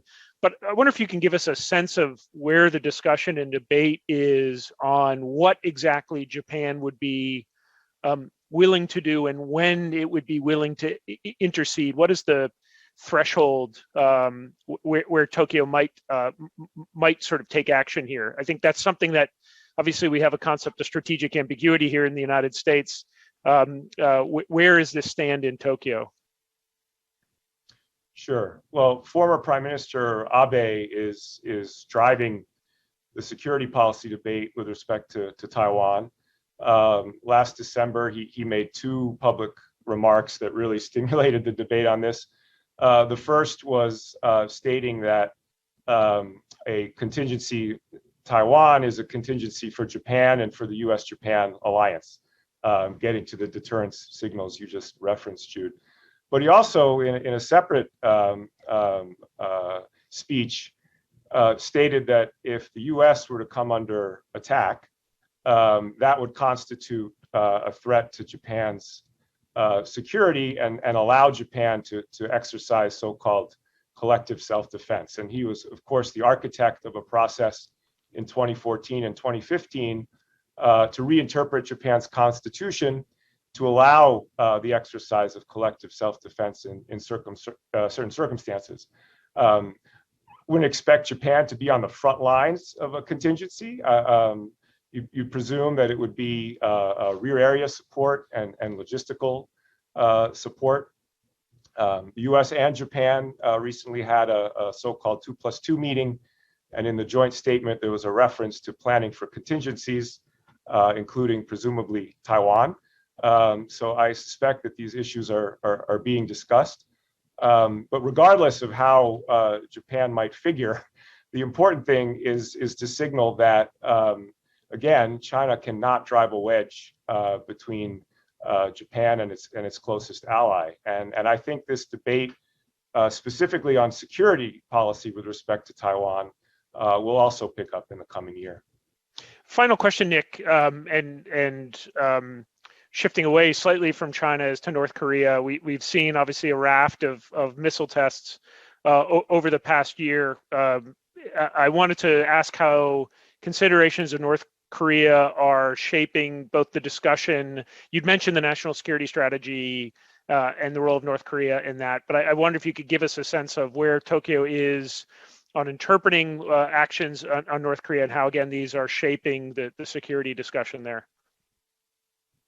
Yeah, certainly. I mean, being on the front lines of the North Korean threat places a premium on missile defense capabilities. So that's certainly at the top of the list in terms of Japan's defense policy and defense procurement debate, as well as its discussions with the U.S. And in this context, again, trilateral coordination with South Korea is critical. Starting with information sharing, and if we want to be even more optimistic, maybe joint exercises, things like that, to really signal the vitality of the U.S., Japan, South Korea network in Northeast Asia. So, yes, the era of strategic competition with China is going to set the long-term trajectory for Japan's defense strategy. But you can't forget the immediate threat posed by North Korea. And so you're going to see both of these debates evolve in tandem over the coming year. Great, thanks, Nick. I'd like to turn to the next question now. In 2022, security cooperation will deepen the most within AUKUS, the Quad, China-Russia relations, or U.S. Taiwan relations?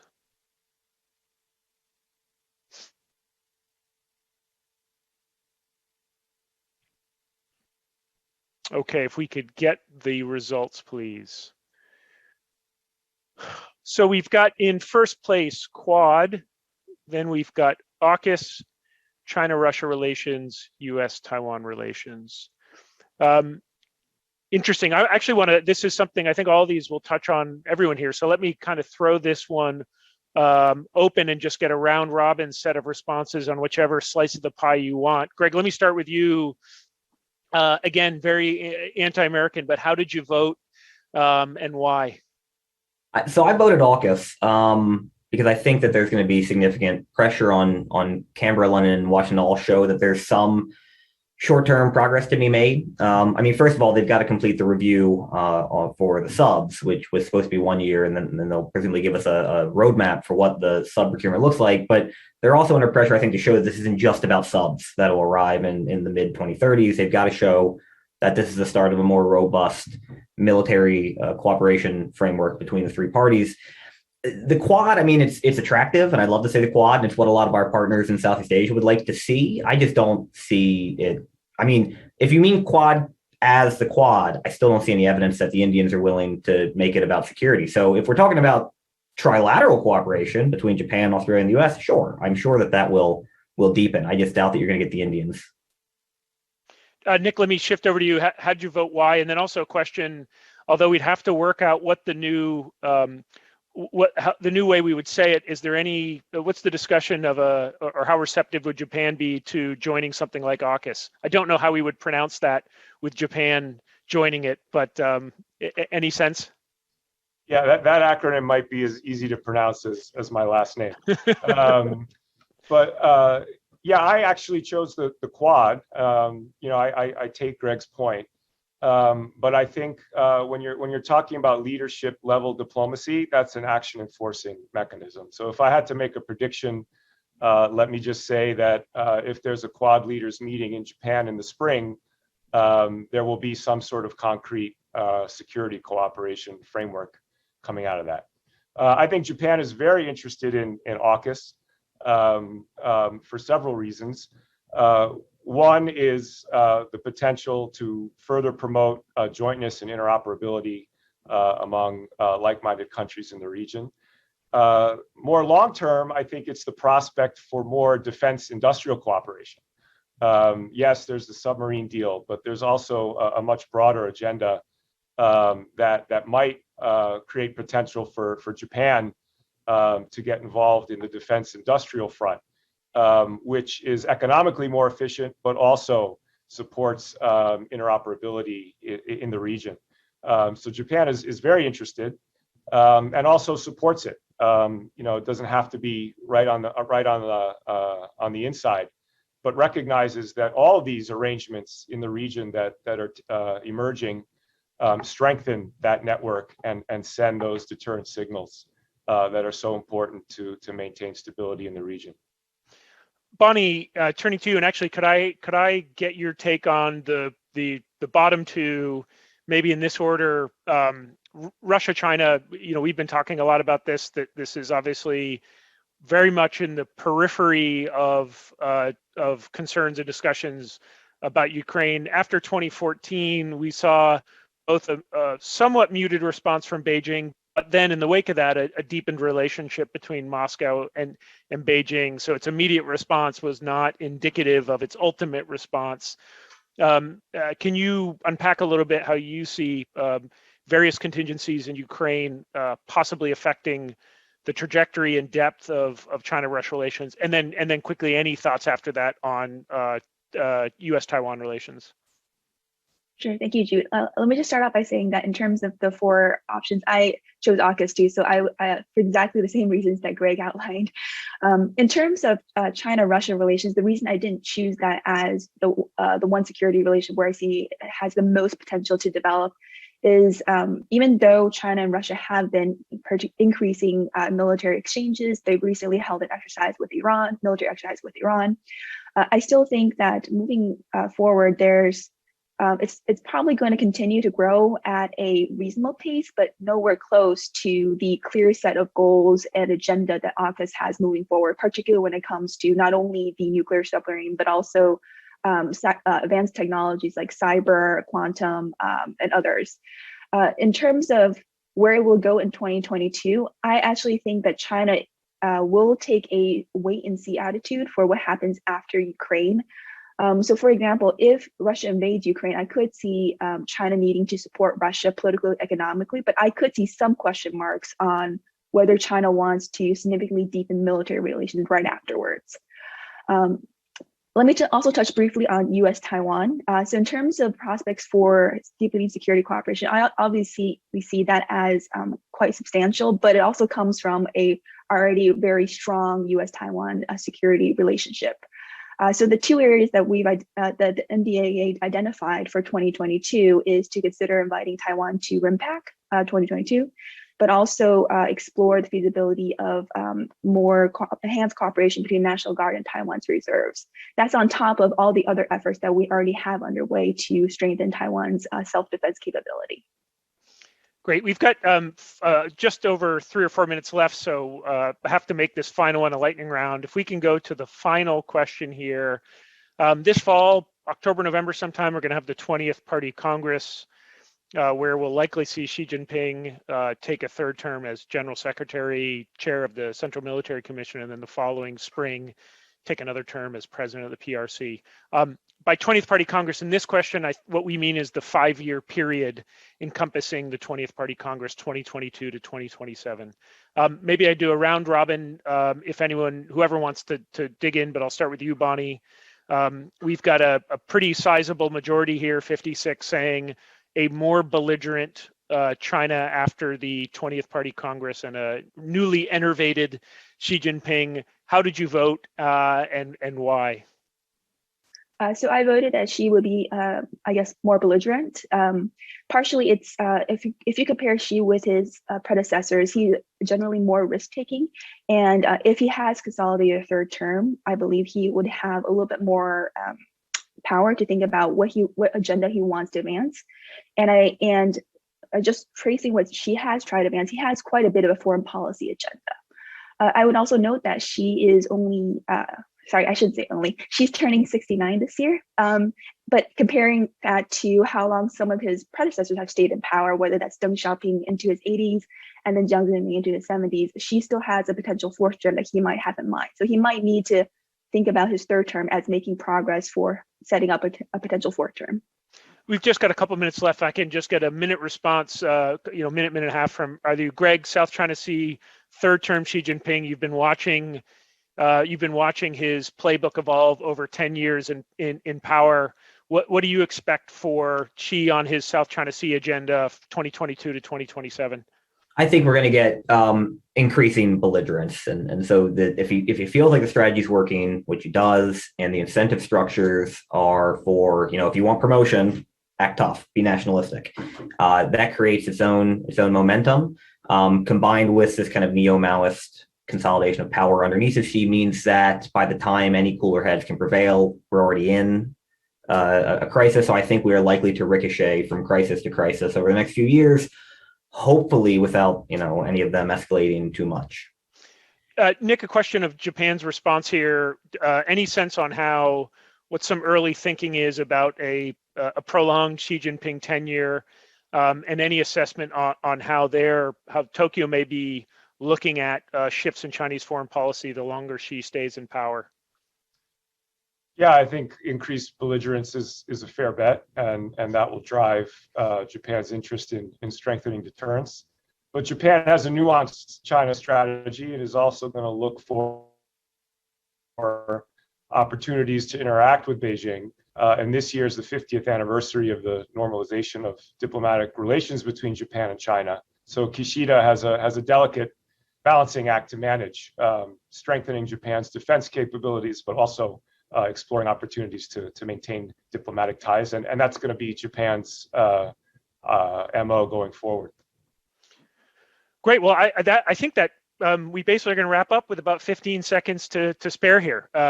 So I want to thank everyone. Those are some really excellent insights for what the security environment looks like ahead, with a large number of moving parts, plates spinning in the air. Pick your analogy, but I think those are great assessments. So with that, we'll segue over now to my colleague Matt Goodman and a discussion on the economic and trade environment in Asia. So Matt, over to you. Okay, thanks very much, Jude, and delighted to be with everybody again. Great conversations in the first two panels. This one, as always, economics is playing cleanup here. I will let you interpret what cleanup means, but we've got the gang back together here. Delighted to be joined by colleagues who I'll introduce in 1 second, but I just want to say, to be clear, we're going to run the same 40 minutes here. So we're going to go to 5 minutes past 11. So please stick around if you want to hear our final Black Swan wild predictions. Be sure to stick around until 5 minutes past the hour. Okay, with that, I'm going to introduce our three terrific panelists. First, my colleague Stephanie Siegel, who is a senior advisor in the CSIS economics program. Then Scott Kennedy, who is trustee chair, holds the trustee chair in Chinese business and economics. And finally, Bill Reinsch, who holds the Scholl chair in international business. I think all these folks are familiar to you. We were here last year, and fortunately, I think nobody kept a record of what we predicted then. So we're going to just start afresh here, shamelessly moving into our predictions for the coming year. So let's get the first question up, please, and we're going to start with macro. As always, in 2022, economic growth in Asia will outperform or underperform expectations, or be in line with forecasts.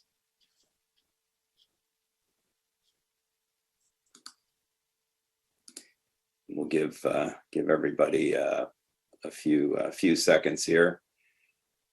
Okay, I think that was a pretty straightforward question. So could we put up the results? Okay, aligned with forecast. I think next year we're not going to include aligned with forecast because that's a kind of a cop out. I just rely on the experts. But that seems to be what a plurality of people think. Is that, Stephanie, because the forecasts are right, or because the forecasts are appropriately high or low in your view? Right. Well, it's funny because I think regardless of how we answered the question last year, I imagine we led with, well, it's going to have to do with COVID-19 and the pandemic. And I think the answer this year similarly kind of leads with the path of COVID-19, but we can add to that kind of the inflation outlook and what that means for the policy response. I actually had in my answer, I think it will outperform recently downward revisions to the outlook. So our timing for this panel is good. We've had, the Fed meeting concluding yesterday, the news coming out of that, but then also revised forecasts for the global economy coming out of the IMF. And the big news was there was a significant downward revision to global growth versus where the forecasts were just back in October. So only a few months ago, I think the downward revision was around 0.5 percentage point for global growth. And that was led by significant downward revisions in the two largest economies in the world. So in the United States, more than a 1 percentage point downward revision to growth for 2022, and China nearly a 1 percentage point downward revision. So two largest economies, large downward revisions to growth. It had some to do with the pandemic, but it had more to do with what we're seeing on the inflation front, and related to that, global supply chains. So the news here is we're worried about inflation, The response to that, at least in the US and in other countries, is to tighten monetary policy, and those tighter financial conditions will slow growth. But the other piece to that, and where I have maybe kind of a more optimistic view vis-a-vis these downward revisions, is on the COVID story. So right now, where we are in the US and where we are globally is in the midst of this Omicron wave.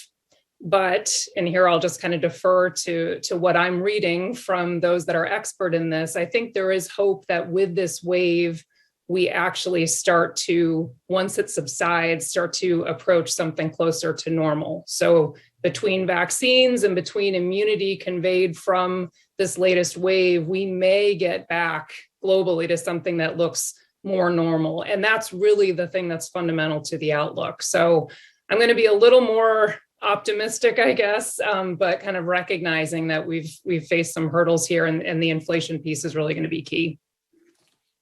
Okay, can you just, and I'm going to then ask Scott for his view on this as well, but can you just go into a little bit more depth on China and why the IMF so dramatically, really dramatically, I mean, I think a percentage point's pretty big for them to drop a country's growth. What's going on over there? So I'll be interested to hear Scott's answer to this question too. I think it's really two things, and it actually does lead with COVID. China is one of the few countries that has maintained this zero tolerance policy for COVID. So the minute you have an outbreak, the response is to shut down. So they're still going through these waves of economic shutdown. Obviously, that's got implications for the Chinese economy and for the global economy, given the supply chain issue. So I think China's, up until now, maintenance of its zero COVID policy is really weighing on growth in light of this Omicron wave and its heightened transmissibility. Okay, so Scott, your views, and can you actually throw in two factors that I think are at play in China as well, that I'm interested in, whether they directly affect the macro story or not, in your view, which is the Olympics and sort of financial risks over there, and whether that's something that could affect the outlook, either of those things. Sure. Well, thanks, Matt. It's good to get the gang back together again, and I think actually we probably did a pretty good job last year on our predictions. Folks can go compare the tapes, and hopefully this year we'll do as equally well. I mean, I agree with Stephanie that there's an upside that China could enjoy that the IMF hasn't calculated in. I think they're risk averse folks down the block from us. China's got a few, obviously some minuses, significant debt. They are going over the demographic cliff right now. There's the crackdown on the internet economy, the lockdowns, Omicron's possibility. The Olympics certainly isn't a boon to their economy. No one's traveling, even within China, to the Olympics, let alone internationally. So that's and things could go wrong there with protests or whatever that makes things even worse. But they do have plenty of upside. You've got monetary and fiscal space, and they've started to turn the taps on monetary wise, first time lowering interest rates in a while, and they could spend more on the fiscal side. They have about 3% GDP debt problem on the fiscal side, but they can go beyond that if they need to. Inflation there is still much lower there than here. And we saw in 2021 their exports rise a lot. And as our economies continue to grow, China will export more. The biggest optimists for growth in China are Chinese provincial leaders. If you go look at the forecasts that they've started to issue in the run-up to the early March annual legislative session, they are predicting growth, most of them north of 6%, which is above the IMF prediction. There's always been that difference between the national leaders and the provincial ones, but they've been told they shouldn't do that, but nevertheless they're doing it. To me, the big question out there still is Omicron. What happens? Can they continue to successfully use the lockdown strategy, or will it get out of control? I think the IMF's expectation is that they can't. And that seems to be what most folks do. And, this is akin to the conversation we have about debt. How long can China avoid their debt problems? I think it's the same thing here on COVID. Okay, that's helpful. And I agree with everything both of you said. And I'm sort of on the optimistic end of the spectrum too. Not wildly optimistic, but I think things might do a little better than we think, with the huge caveat being obviously the virus and whether that settles down, which is my hopeful optimism about that. Okay, can we put up the second question, please? Which I think gets more into U.S. China. So which is the following most significant trend in U.S. China economic relations? Export controls and technology decoupling, acceleration of financial decoupling, breakdown of talks, more aggressive trade actions, stabilization of ties, recoupling, joint action by U.S. and allies on Chinese economic coercion. So let's give it a minute because those are complicated questions. So let's give it another 15 seconds. And I know there were sort of multiple choices there that somewhat overlap, but I wanted to sort of explore what people thought were the most interesting and important trends among them. Okay, let's go ahead and put the answers up. Okay, so we've got further export controls and technology decoupling, and then some kind of joint action on Chinese economic coercion seem to be the sort of plurality winners, which is interesting. The other three kind of coming in behind.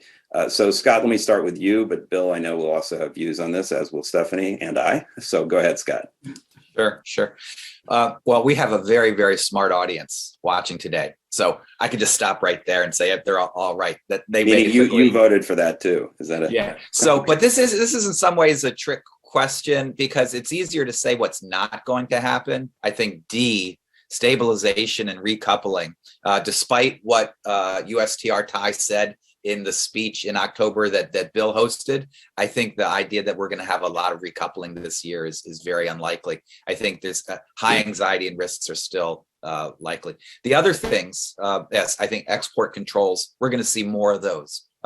Every few days or so, we see more Chinese companies added, and we know the U.S. is working with Europe and our Asian allies on this, and I should expect some progress. More financial decoupling, no new Chinese IPOs in the US, and some actually pulling off likely and relisting in Hong Kong, Shenzhen, or Shanghai. Almost no venture capital deals in either direction I expect this year. There will probably be some kind of joint action on Chinese economic coercion, but it's difficult. We saw the EU file a WTO case today about Lithuania, but that's not going to move the needle. China's not going to be scared by that. The challenge is, how do you figure out what to do that would move the needle where you can get joint action and really get the Chinese to pause? And so I think even though 27% said we're going to do it, will we do it effectively is I think the big challenge. Broadly speaking, the US and China have a large relationship. Supply chains are sticky. It's a big market. Companies still want to sell to China and haven't been moving a lot of their investment out. But the broader trend is still significant attenuation of the relationship. You can call it decoupling, don't call it decoupling. There's no big forward momentum in the relationship. It's interesting that the Chinese have talked a lot and done a lot more to promote technology self-reliance to deal with challenges of choke point technologies, but they're the one party in this conversation that still talks about the benefits of connectivity for efficiencies. Within the US government, there's almost no one making a strong argument for having an enduring relationship. The primary focus of the Biden administration isn't on the bilateral ties, it's on allies. And what I've noticed the last few months is American industry, even companies that have been very optimistic about the China market for a long time, seem to be quite dour about long-term prospects and aren't focused on China as a strategic opportunity down the road. So to me, it's negatives. Pick your favorite one in terms of which one you think is going to be the most important. Okay, thanks. And you didn't talk a lot about trade, so let me pull Bill in here. I know you've got views on trade, and you can express those in a second. But let me pull Bill in here. But let me ask it not just kind of what's going to happen with we're beyond phase one now, right? Or at least it's still out there, but we've passed the deadline for it. Is there going to be a phase two? Is there going to be some kind of negotiated something on trade? And then on the export controls, because you used to do that at the Commerce Department and are still tracking that. Do you see something different in the Biden administration's approach to export controls with respect to China, or more broadly? Well, I think it's a more carefully developed and thought out and internally debated policy than you saw under Trump, which was largely, he'd see something on Fox News in the morning and announce a new policy in the afternoon, and then the lawyers would have to spend overnight trying to figure out a legal way to implement what he had said we were already going to do. You don't see that process in Biden, but you also don't see a material change in their export control policies. They have kept in place the additional extraterritorial rules, like the foreign direct product rule that the Trump administration initiated. I'm not sure they're going to invent more rules, but I think you're going to see aggressive enforcement and of the ones they've got, which means more companies on the entities list and more use of the lists that are already there. I mean, the reality is that despite what the governments say, both of them are taking actions that are forcing companies to make a choice between them, even though we say we don't want to do that. In fact, our policies are forcing companies to do that, and companies are not dummies. They're going to get the message. You can see this most obviously in this issue that has come along fairly recently regarding forced labor and Xinjiang. This is a very important issue to the administration. They've upped their enforcement. Congress has passed legislation. And what you now see is companies in the position that no company likes to be in at all, which is, if they do use Xinjiang products, they're criticized in the United States. And if they don't use them, they're criticized in China. So the companies find themselves, no matter what they do, they're in the wrong place. And that inevitably over time, I think, leads to a risk-averse strategy, which is going to mean if not decoupling, then shrinking their footprint in China. I mean, a lot of that depends on their business model and the kind of investment they've got. But I think the trend is fairly clear.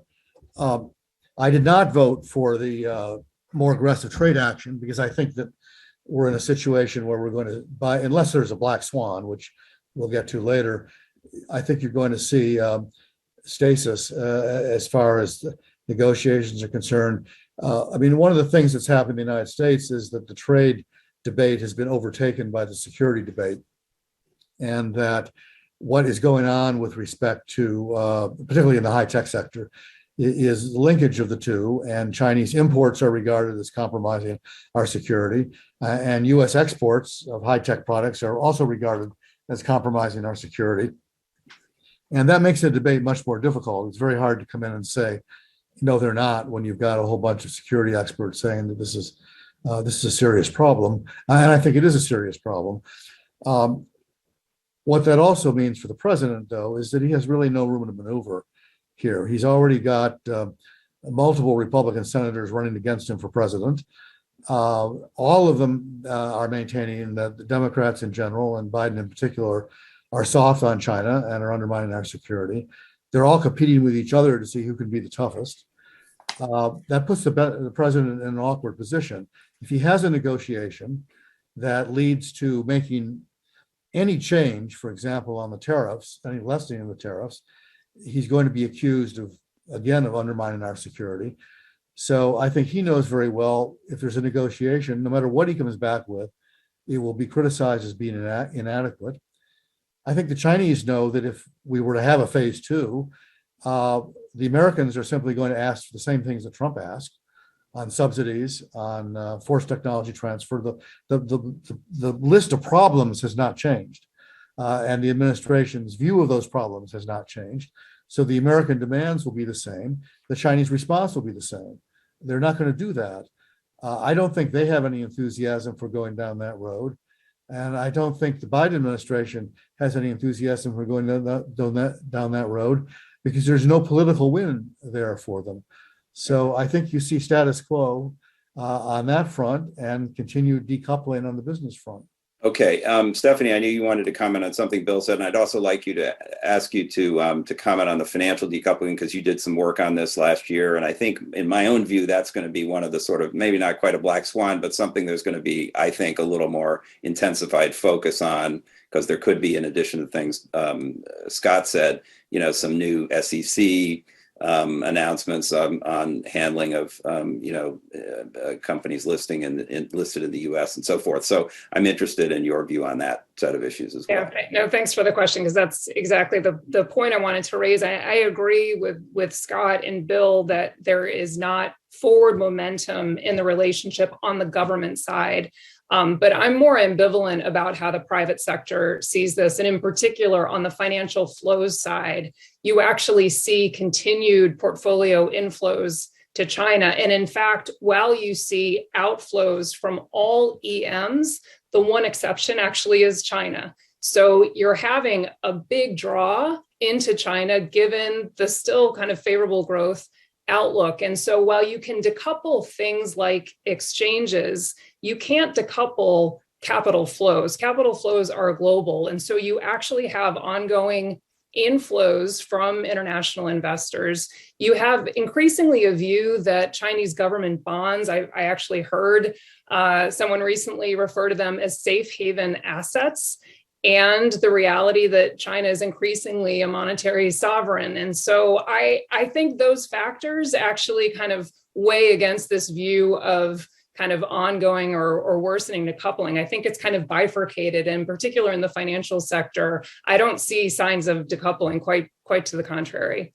Okay, really interesting. I also want to just throw in on economic coercion, the last answer, that I agree. I don't think you're going to see a lot of significant allied action. It's very difficult. There's sort of a collective action dilemma, to use sort of some game theory elements of this. Here, I think it's going to be very difficult to kind of come up with a collective response, but it's going to be a continued problem and a lot more discussion. And by the way, shameless advertising department, we're doing a project in the economics program on economic coercion and kind of how to construct a methodology for a credible and effective policy response. Bill, you want to say something on that quickly, because we want to move on? I just wanted to pick up on Stephanie. I just say, one of the things in the wind is this proposal to establish a process for reviewing outbound investments. That's been included in the House China bill that was revealed the other day. If that passes, and I think that's 50-50, but if that passes, I think that'll have an impact on financial decoupling in China. Yeah, good point. Okay, let's get the next question up, please. We're going to do another trade question here. How will countries in the region respond to the Biden administration's proposed Indo-Pacific economic framework? Welcome it, be cautious, or stay away? So let's give folks a second to answer this. And while you're answering, again, shameless advertising, Bill and I put out a paper yesterday on the framework, sort of going through the topics that have been announced as part of this thing, and tried to offer some constructive ideas about how this might work. And so I commend that to you. It's on the CSIS website. Okay, so the answers, the predominant answer seems to be that responsibly cautious. That feels right to me. Bill, you want to start that one? Yeah, I think that's the right answer. The way this seems to be evolving is a bit of a gap between what you might call the usual suspects and everybody else. It looks like a lot of the administration's early contact has been with Australia, New Zealand, Singapore, Japan, Korea. We're doing an event this afternoon, more advertising, with the Korean trade minister who's in town and who will be speaking about this. They all, I think, have approached IPEF with varying degrees of enthusiasm, interest in participating, but they're the people that you would expect to participate. And they're the people whose legal systems and whose rules and regulations are already not that different from what we're talking about. agreement with them on the kinds of principles the administration has articulated won't be difficult. The real question, which is what the paper that Matt and I produced gets into, is how do we get countries like Vietnam and Indonesia into this? And I think these are the countries that are going to be cautious, that are going to take a wait and see approach to see how it evolves. Entering into the kinds of commitments that the administration wants is a bigger stretch for them than it is for the usual suspects, and they're going to enter into a negotiating process with a good bit of caution, lots of looking at what their neighbors are doing, one eye on what China is doing and what its attitude is doing, and also with the point that Matt and I also made, which is a healthy view of what's in it for me. And so far the administration really has not put a lot of tangible benefits for them on the table. They've said market access really is off the table. And they're by saying that they're not going to take it to Congress for approval. What that really says is the U.S. isn't intending to make a lot of concessions of its own. So if I were a country in the region, I'd be saying, what do I get out of this? And I think the answer right now is unclear. Okay, Scott or Stephanie, do you have thoughts on sort of how you think this is going to play and how credible it's going to be to partners over there? And Scott, if I can throw in, it's interesting that very few people thought that people will stay away from this. Countries in the region will stay away from this because they're afraid of irritating China. Do you think that's right? Yeah, I agree with everything that Bill said, and I commend the report that you both wrote. And I think if the administration took it, it'd copy and paste into official policy and ran with it, the United States and the region would be better off. And so I hope that happens. That said, and I think that's I think the reason countries are engaging in is in part hopeful that what will be fleshed out will have some of what you all are suggesting. But I do think it's important just to remind everybody in my conversations with countries in the region and Europe and elsewhere, and it included a trip in November, every single country that I spoke with would prefer the US to re-enter CPTPP, every single one.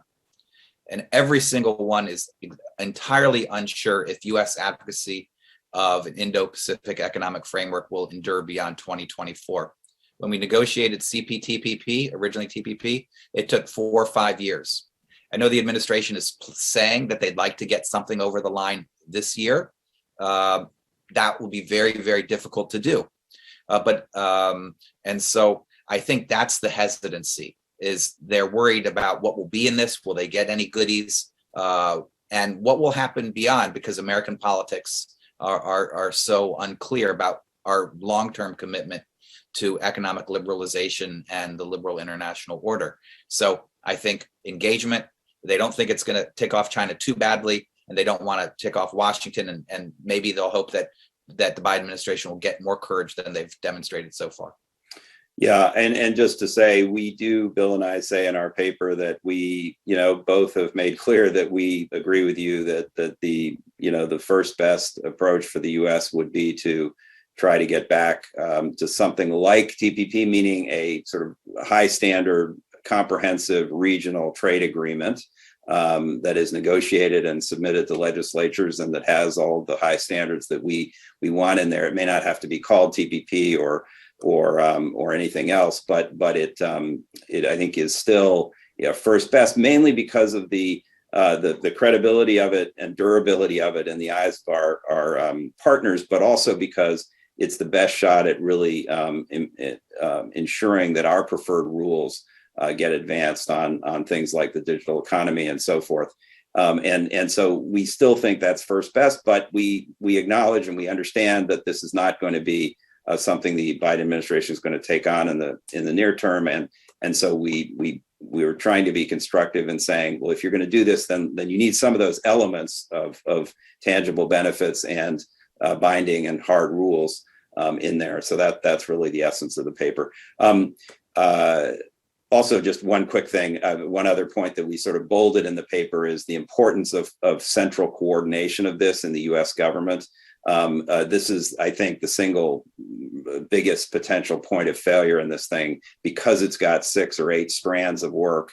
If you don't have somebody senior in the White House, a single person or a cabinet officer delegated by the president to run this, I think there's a real risk it's going to fall apart.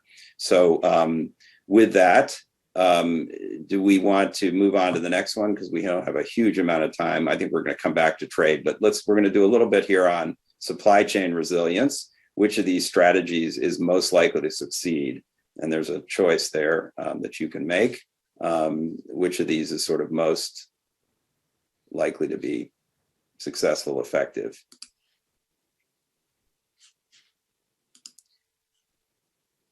And I'll give people, because it is, again, a complicated question, so give you a chance to read through that. Do we get points for the hardest questions, Matt? That's right. Okay, I think let's get folks answers. Okay, interesting. The almost majority view is that there's going to be more cooperation with allies and partners on protection of critical technologies, and that's actually the most likely to succeed among these different things. Interesting that sort of at the opposite end, cyber attacks, hardening defenses comes in last, and then the others kind of in the middle. I don't know who would like to take that on. I mean, Bill, you and I and Stephanie actually should get credit for having originally conceived of this, but we've been working with through a forum with allied and partner countries on some of these technology issues. So do you think that's the right answer, Bill, first? Well, I'm continuing my streak of almost never voting for the winning answer. I don't think it's the right answer. I think, the difficulty here is that cooperating is a really broad term that encompasses a lot of things. I noticed, for example, with Europe and the Trade and Technology Council, they agreed to cooperate on export controls, and Matt and I met with some of their people on Monday, and one of the questions was, what does that mean? And cooperation could mean every 3 or 4 months we get together and talk about, the geopolitical landscape, but it could also mean that we agree to share information with each other about export license applications, and we agree to coordinate our answers so that we are all, marching to the same tune and giving the same decision for the export of similar stuff. There's a big difference in the spectrum of cooperation. I think, if you conceive of cooperation as meaning let's get together and talk about it, sure, that's going to happen. There's going to be a lot of that. I don't see, including in Europe, a lot of enthusiasm for a lot of activity at the other end of the spectrum, which is let's really sit down and share information on specific decisions, and let's coordinate our decision-making process, and let's make sure that we all come out in the same place in making decisions. That we may end up there, and we were there in the Cold War. This would be going backwards in a way, but right now I don't see it. I don't see it happening. So, okay. Does Scott or Stephanie have thoughts on this, including like on the semiconductor issue, Scott, and whether there is now this new bill in the House to invest more in that and other things here to strengthen our competitiveness? Is that likely to be successful, or other dimensions of this? Sure. Briefly, I want to hear what Stephanie has to say about this as well. So on semiconductors and stuff, the U.S. Congress is its two houses are competing with each other for what a perfect bill would look like, and they may play this game for a few more months. I hope that they will eventually do what professors who encourage their PhD students to do with their dissertations. That is, a done dissertation is more important than a perfect dissertation, and the same for this. There's a consensus that we need to invest more in semiconductors. So let's get it over the line. I hope that's where we eventually end up, and that partisanship doesn't get in the way. I would just say, though, that it's important that the wording of this that people understand. the question says reestablishing U.S. semiconductor leadership. I think it's where we stand vis-a-vis China is important. That empirically, and the U.S. or West broadly still has overwhelming dominant leadership in the semiconductor industry. It's not even remotely close. We face three challenges. China is trying by hook or crook to obtain advanced technology for chips and chip manufacturing equipment and design tools. There are potential supply chain disruptions because of globalized production, not just what runs through China, but what runs through everywhere. And there's a need to continue to innovate on chips, more advanced chips. But we are trying to protect our huge lead, not reestablish it. And so that's the challenge. And I think it's important that we understand that we're trying to protect this lead as opposed to catch up in this area, because I think that level setting will help us figure out what are the smart policies and what are wrong policies. Anyway, sorry to focus on the helpful clarification. I think that's good point. Stephanie? Well, and just quickly, I'll join Bill in kind of picking the wrong answer here. I was surprised at how low cyber attacks are, in particular, because I think that's actually the most critical item on that list. And so maybe it's more of a hope than an expectation, but that cyber attack and protection would actually be prioritized. But I've actually voted for, I think the question was what has the greatest chance of success?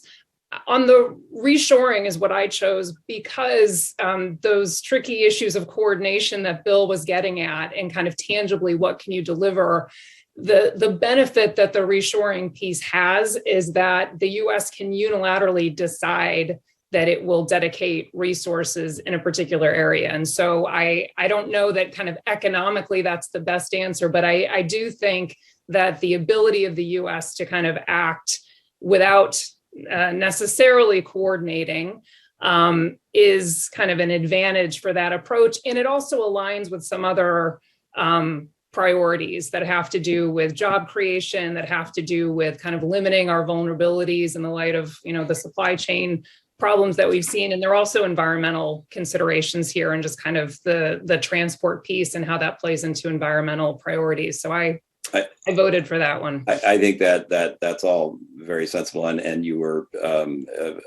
charitable as an economist in saying, whether this is all the best thing from an economic point of view, because there's going to be a cost if we're going to sort of forcibly try and reposition production in different parts of the world, whether in the U.S. or near shoring or friend shoring or whatever, and that has to be taken in consideration. And there's a risk of protectionism and problems with the undermining further the rules-based order. Okay, so let's do the last one, which will be a fairly quick answer, which is in 2022, will China's bid to join CPTPP, the successor to TPP, go nowhere, gain momentum, rapid momentum, be rejected, be approved? And I know the right answer to that one, but I'm gonna give the audience one more second, and then we're going to put up the answers. And then, by the way, after this, we're going to do our own personal black swan guesses. So, Bill, you want to do this, and the other two happy to jump in. Yeah, I'm kind of a black swan on this. If the question were not limited to 2022, I would have said it's going to be approved. And I think that people who think that there's no chance of that are missing the boat. I think what you will see is gain slow momentum over the years or over the year. It's going to take a long time to get there. But basically, the Chinese have several tactics. One, they could actually reform to meet the standards, but putting that aside, the most likely thing they'll do is, promise to meet the conditions and then not do that, and bully the existing members into lowering their standards. And I think they've got a good shot at it. You've already had several countries come out in support of their membership. And even more charitably, China is going to probably at some point, and I do think this will probably happen this year, is going to be invited to be an observer in TPP, CPTPP meetings. And that's a pretty powerful position to be in, because it's, you're in the room listening to the discussions and getting a little bit of an edge. So I think this is a serious thing. I would say, gain slow momentum is what I've picked, because I think this is something that's a real meaning, but I mean with a sort of positive, a spin somewhere between gaining slow and fast momentum, it's going to be a bigger risk to us than I think we are acknowledging here, or that the audience, frankly, seems to think. Scott, you want to add something, and then we're going to just do a quick lightning round of our. I think those who say it's going to go nowhere depend on a few members who are close American allies who are worried about China or suffering from Chinese coercion, who will just tell the Chinese niet. In the short term, I think that is true, but if IPEF doesn't work out and the U.S. has no strategy of its own, then the table turns in the direction you and Bill said it would. Right, I agree. Okay, let's go around. Stephanie, I'm going to call on you first. What sort of thing did we not talk about that you think might happen this year? Well, I'm going to go a little bit more kind of in the black swan direction, maybe. We didn't talk at all about kind of digital assets, cryptocurrency. I think there's, we can do hours long discussion on that topic, but I think there's the potential that we actually have some regulation in that space, and that regulation, I mean, that bubble has been pricked. I think it could actually fully deflate, and that could have some real implications, downward implications for the economic outlook. Good. I'm glad you raised that, because I was going to say something about digital currencies, but we're out of time. Bill, why don't we go with you, and we'll let Scott wrap it up. Mine's high risk because it's short term. COVID ruins the Olympics. The Chinese don't cope with it well, look bad. Okay. All right. Interesting. Scott? Not starting in Asia, but bouncing back to Asia. If the U.S. if Russia goes ahead and there's a war over Ukraine, and the U.S. pulls out sanctions on finance and tries to kick the Russians out of SWIFT, I think that accelerates moves by Russia and China to create alternatives to SWIFT and other financial changes, which would throw markets into a tizzy. And so that's something, those second or third order consequences of sanctions could come back to bite us. Okay, good one. And mine is that, and I'm going to slightly use a weasel out of this. I think when we do this next year, I think we're going to be talking about the U.S. Taking the U.S. Mexico Canada free trade agreement and building on that as a new platform for trade negotiations. And the reason I'm sticking my neck out in an optimistic way, because of my view that is part of the ultimate U.S. interest to be engaged in an activity like that. And that seems like the line of least resistance if you're going to go down that road. Okay. We're out of time. We're over time a minute. Thank you all for sticking around. We still got almost 300 people on here. This has been a terrifically rich conversation for me, and I hope for all of you. We've heard about a lot of political developments over the year with elections and diplomacy. We've heard about some security risks, traditional and new. And I think the economic discussion could have gone a lot longer. There's a lot more to talk about, but this has been really a terrific event, and we hope it's been good to you. And you can check our results next year and see how well we did. But for now, let me say on behalf of Mike Green, on the behalf of the entire Asia team, thank you for joining us, and we'll see you soon. Bye-bye.